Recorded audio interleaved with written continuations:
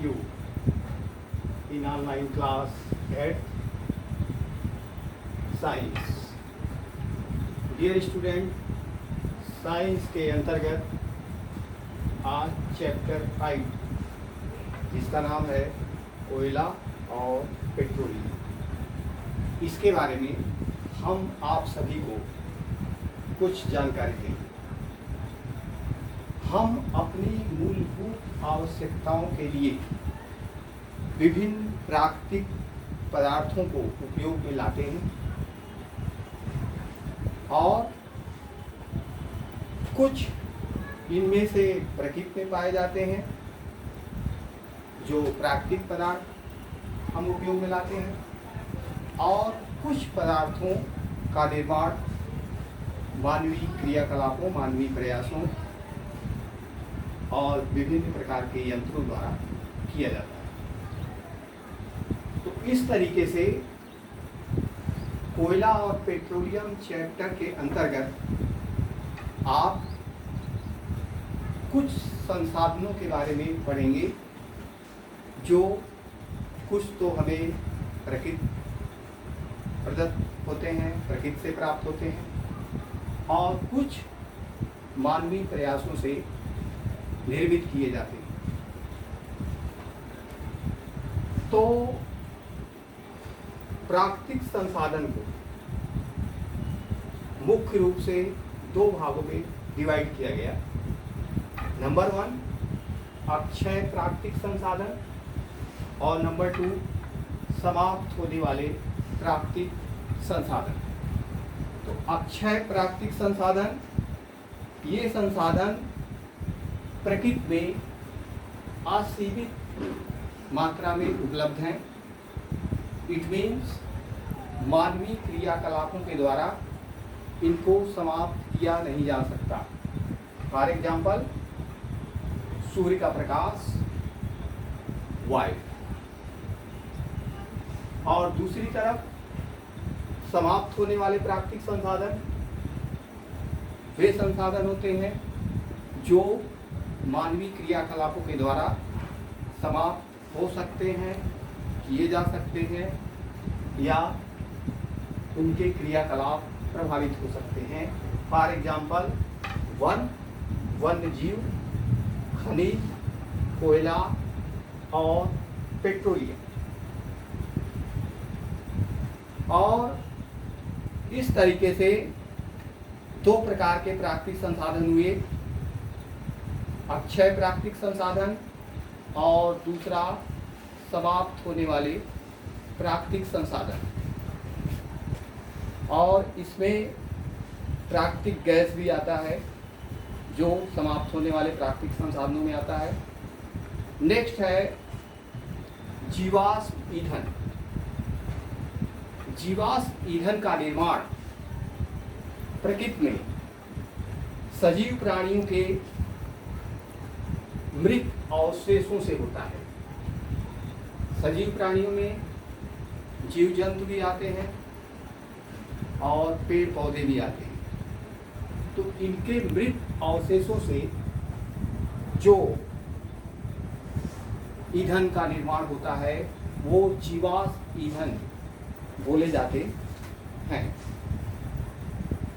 और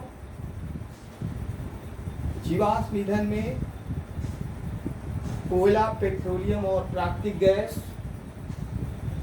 जीवाश्म ईंधन है। कोयला, पेट्रोलियम और प्राकृतिक गैस। और दूसरे शब्दों में आप कह सकते हैं कि जीवाश्म ईंधन समाप्त होने वाले प्राकृतिक संसाधन है। इट मीन्स अगर हम इनका सही उपयोग नहीं किए, अनावश्यक फिजूल खर्च किए, तो ये समाप्त भी हो सकते हैं और लोगों को इसके संकट का सामना करना पड़ सकता है। नेक्स्ट है कोयला। समाप्त होने वाले संसाधनों में कोयला है। तो ये कोयला हमें मुख्य रूप से खदानों से प्राप्त होता है और ये 100 मीटर से लेकर के 1300 मीटर तक की गहराई में खुदाई होने पर प्राप्त होती है। कोयले की 4 किस्में मुख्य रूप से हैं। नंबर 1 पीट, 2 लिग्नाइट, तीसरा बिटमनी, नंबर 4 एंथ्रासाइट। ये मुख्य 4 प्रकार के कोयले होते हैं। और कोयले की अगर कहानी की बात करें तो 300 मिलियन वर्ष पूर्व पृथ्वी पर निचले जलीय क्षेत्रों में घने वन थे और कुछ प्राकृतिक प्रक्रमों के द्वारा ये जमीन के नीचे दब गए और इनके ऊपर अधिक मृदा जम जाने के कारण ये संपीड़ित हो गए और जैसे जैसे ये गहरे होते गए इनका ताप, इनका दाब बढ़ता गया और ये पेड़ पौधे धीरे धीरे कोयले में परिवर्तित हो गए। और आप सभी जानते हैं कि कोयले में मुख्य रूप से कार्बन होता है। कार्बन की मात्रा इसमें मुख्य रूप से होती है और मृत वनस्पति के धीमे प्रक्रम द्वारा कोयले में परिवर्तन को कार्बनीकरण कहते हैं। और कोयला मुख्य रूप से 4 प्रकार का होता है, जिसमें पहला है पीट कोयला। पीट कोयला बनने की प्रक्रिया में निर्मित हुआ पहला उत्पाद है, जिसमें कार्बन की मात्रा जो है वो 30 से लेकर के 40% तक होती है तथा नमी की मात्रा इसमें अधिक होती है और यह मृद भूरे रंग का स्पंजी होता है। पीट के अपघटित होने पर लिग्नाइट भूरा कोयला का निर्माण होता है, जिसमें कार्बन की मात्रा 50% होती है और इसमें नमी जो है पीट के अपेक्षाकृत कम होता है और कार्बन की मात्रा इसमें 50% होती है। नेक्स्ट है बिटमनी। लिग्नाइट उच्च ताप और दाब के अधीन बिटमनी कोयला में बदल जाता है।